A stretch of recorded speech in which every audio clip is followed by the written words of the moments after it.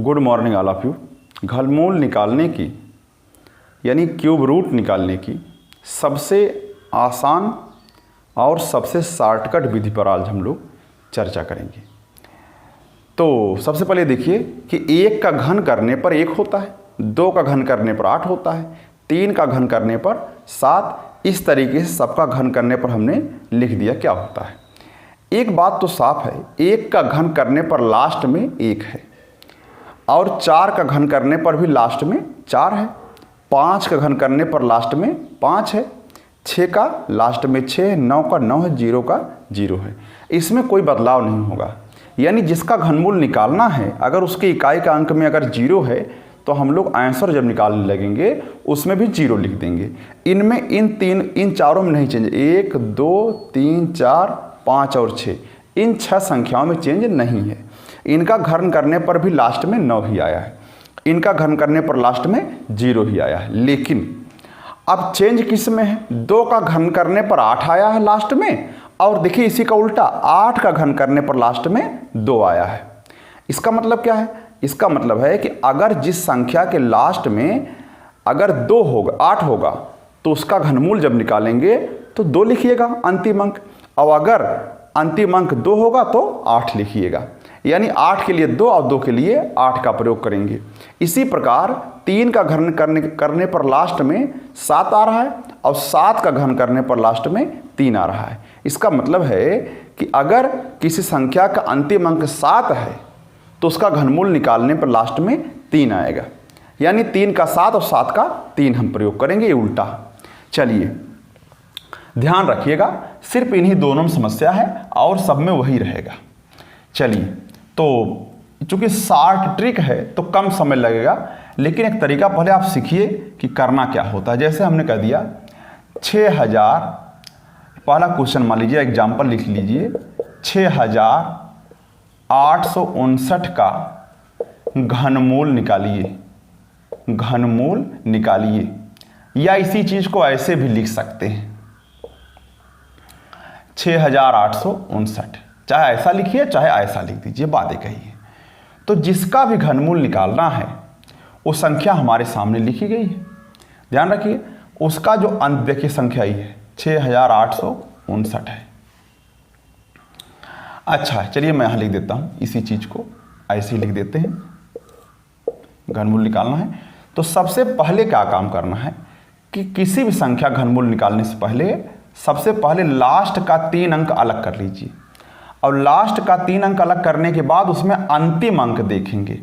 अगर अंतिम अंक 9 है तो आंसर में भी अंतिम अंक 9 होगा। अंतिम अंक अगर 1 है तो आंसर में भी अंतिम अंक 1 होगा। अगर क्वेश्चन में अंतिम अंक यानी इकाई का अंक 4 है तो आंसर में भी इकाई का अंक 4 होगा। अगर क्वेश्चन में इकाई का अंक 5 है तो 5 होगा, 6 है तो 6 होगा, 9 है तो 9, 0 है तो 0 होगा।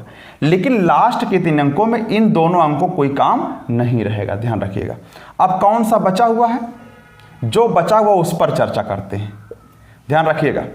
अब जो बचा हुआ है वो किसके घन से पहले आता है, ध्यान रखिएगा, किसके घन से पहले या किसके घन के करीब में है। अगर आप देखिए तो इसके पहले कोई घन है, घन संख्या है 6 से पहले, तो 6 से पहले कोई घन संख्या है 1, यानी वो 1 के घन के करीब में है। 2 का घन कर देंगे 8 हो जाएगा, जो उससे ज़्यादा हो जाएगा। तो इससे ज़्यादा नहीं होना चाहिए, इससे कम ही होना चाहिए। यानी 6 से पहले कोई घन संख्या है 1 है, और एक किसका घन है, 1 का ही है, तो आप यहाँ पर 1 लिख देंगे, ठीक है ना। ये आपका आंसर हो जाएगा। एक बार फिर समझिए,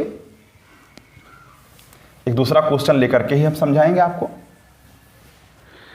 चलिए क्वेश्चन नंबर अगला है, जैसे आपने देखा है, मान लीजिए घनमूल में ये संख्या है तो लास्ट का 3 अंक अलग कर दीजिए। अब आप जानते हैं इसमें इकाई का अंक देखना होता है 3 अंक अलग करने के बाद। उसमें आखिरी अंक अगर 7 है तो 3 लिखना है, और 3 है तो 7 लिखना है, तो यहां 3 लिख दीजिए।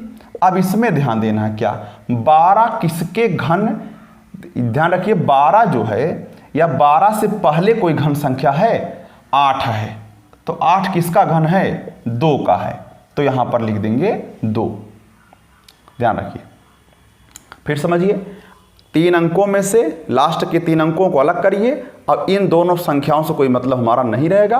अंतिम अंक अगर 7 है तो 3 लिखिएगा, 3 है तो 7, 2 है तो 8, 8 है तो 2 है, 5 है तो 5 लिखना है। चलिए, अब 12 बचा है, तो 12 से पहले, ध्यान रखिए, 12 से पहले कोई घन संख्या है, तो 12 से पहले 8 है, तो 8 किसका घन है? 2। इस तरीके से आपका आंसर हो जाएगा। अगला है, इसी प्रकार से अगला क्वेश्चन है, ये मान लीजिए इसका घनमूल निकालना। तो अंतिम अंक अगर 8 है तो 2 लिख दीजिएगा, और 2 है तो 8 लिखना रहेगा। अब 32 से पहले कोई घन संख्या है 27, तो 27 किसका घन है? 3 का, तो ये आंसर हो जाएगा। अगला क्वेश्चन है, अगला क्वेश्चन है 175,616 है। चलिए, लास्ट का 3 अंक अलग करिए। 6 है तो 6 ही लिखना रहेगा, क्योंकि उसमें कोई बदलाव नहीं। देखिए, 6 है तो 6 ही है। 175 में क्या करना है? 175 से पहले कोई घन संख्या है 125। अब अगर और आगे बढ़ेंगे तो 216 हो जाएगा, जो ज़्यादा हो जाएगा। तो अब 175 से पहले यानी 175 से पहले घन संख्या 125 है, तो 125 किसका घन है? 5 का, तो ये आपका आंसर हो जाएगा कि घनमूल 56 होगा। अच्छा, अगला क्वेश्चन है, ऐसे ही मान लीजिए 493039, लास्ट के 3 अंक अलग कर लीजिए। उसमें 9 है तो आप 9 ही लिखिए, क्योंकि 9 के लिए वही बदलाव, कोई बदलाव नहीं होता है। 493, तो 493 देखिए 500 वाले से कम है, तो इस पे आ जाएगा वो, तो यहां पर हो जाएगा 7। अच्छा, अगला क्वेश्चन देखिए, यहां यही मैं लिख दे रहा हूं, समय जिससे बच सके। 195 और 3125। अच्छा, अभी ये बड़ा वाला हम बाद बताएंगे, अभी छोटे वाले पर ही चलते हैं। जैसे 5592 और आपका 704 है, तो लास्ट की 3 अंक, अब 4 है तो हमको 4 है अगर, तो 4 ही लिखना होगा, ध्यान रखिएगा। यहां पर देख लीजिए, तो 592 यानी 592, देखिए इसके बाद पड़ता, इसके बीच में पड़ता, तो छोटा वाला यही है, यानी 512 इसके पहले घन संख्या है, तो 8 लिख देंगे यहां पर, तो 84 आंसर हो जाएगा। और जरा देखते हैं कौन कौन क्वेश्चन बचा हुआ है। अच्छा, चलिए थोड़ा आगे बढ़ते हैं। घनमूल निकालना है। अच्छा, तो लास्ट की 3 अंकों को अलग करिए। 3 है तो 7 लिखना है, 7 है तो 3 लिखना है। अच्छा, तो ध्यान रखिए 3 है तो 7 लिखना है। अब इसको जरा ध्यान रखिएगा, 912 लिखा है, तो 912 मैं देख रहा हूं किसके बाद पड़ता है, तो 912 जो है 1000 से पहले पड़ता है और 729 के बाद पड़ता है। यानी यूं कह सकते हैं कि 912 से पहले 729 एक घन संख्या है, तो किसकी घन है? वो 9 की घन है, तो आपका आंसर हो जाएगा 97 हो जाएगा। अच्छा,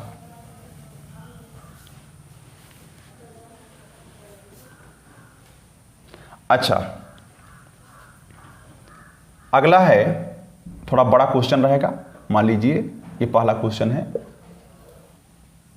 या आप कुछ भी ले सकते हैं इसमें से। चलिए, बचे न एक भी क्वेश्चन ना बचे। तो इसमें लास्ट में 2 है तो हमें 8 लिखना है, अब 8 होता तो 2 लिखना होता। तो 314 क्या है, जरा ध्यान दीजिएगा। 314 यानी 314 जो है मैं देख रहा हूं 216 के बाद पड़ता है, यानी कि 314 से पहले एक घन संख्या 216 है, और किसका घन है? वो 6 का घन है। तो ऐसे काम कर सकते हैं।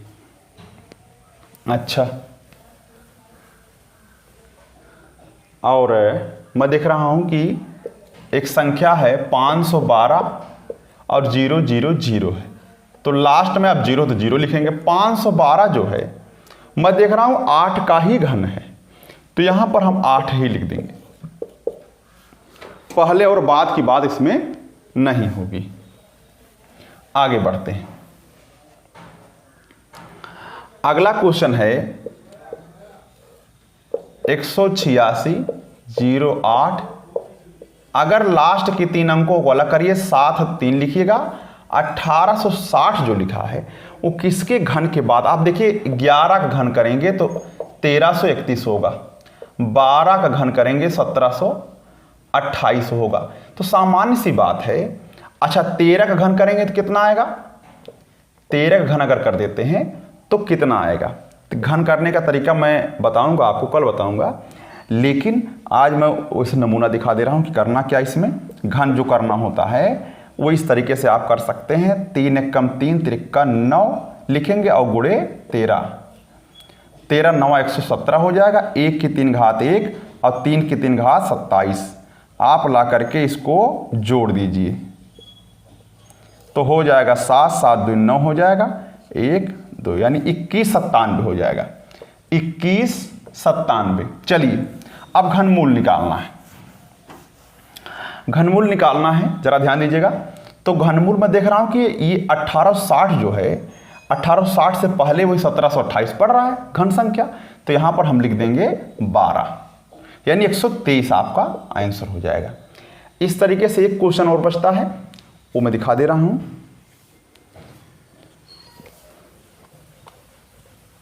एक क्वेश्चन जरा देखिए, 195 और 3125। लास्ट के 3 अंकों में से अब चूंकि 5 है तो 5 लिखेंगे, लेकिन ये 1953 जो है वो हमने बताया था आपको 17 के बाद और 17 और क्या नाम है 11 का घन कितना होता है 1331 बताया था, और 12 का 1728 बताया था, और 13 का करेंगे तो 2197 हो जाएगा। इससे पहले पड़ता यानी 12 वाला लिखेंगे तो आपका ये आंसर हो गया। इस तरीके से सबका घनमूल आप निकाल सकते हैं, लेकिन लास्ट में कहना चाहूँगा शर्त होनी चाहिए कि ये घन संख्या हो। अगर ये घन संख्या रहेगी तभी कोई पूर्णांक संख्या घनमूल के रूप में मिलेगा, अन्यथा नहीं।